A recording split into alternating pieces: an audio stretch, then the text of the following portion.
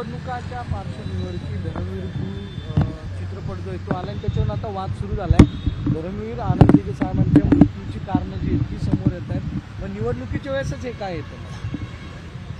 मला गंमत वाटते की हा सिनेमा आणि टीव्ही सिरियल नाहीये, ते Amazon नेटफ्लिक्सवर बघायचं असतं। हे या देशाचं वास्तव आहे। आम्ही राजकारणात कशासाठी आलो तर पॉलिसी मेकिंगसाठी। पॉलिसीज अशा करायच्या, निर्णय असे करायचे की त्याच्यात मायबाप जनतेच्या आयुष्यात एक चांगला बदल घडवण्यासाठी।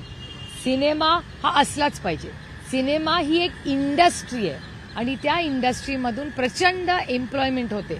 त्याच्यामुळे इंडस्ट्री म्हणून सिनेमाकडे आपण पाहिलंच पाहिजे, एंटरटेन म्हणून पाहिलं पाहिजे, करमणूक म्हणून पाहिलं पाहिजे।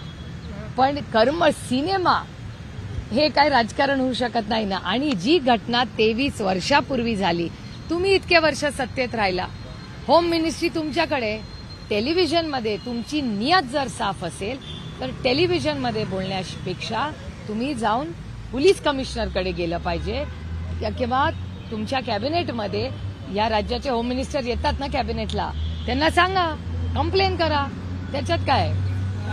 मी तुम्हाला सांगू, मी सिनेमा हे करमणूक म्हणून बघते आणि राजकारण खूप गांभीर्याने करते। मी दोन्ही मिक्स नाही करत। Cinema is happiness and entertainment, ते काम नाहीये, कुणाचंच नाहीये। काय सिद्ध काय करायचं त्यांना? मला कसं माहिती असेल? मी सिनेमा करमणूक आणि एंटरटेनमेंट म्हणून बघते।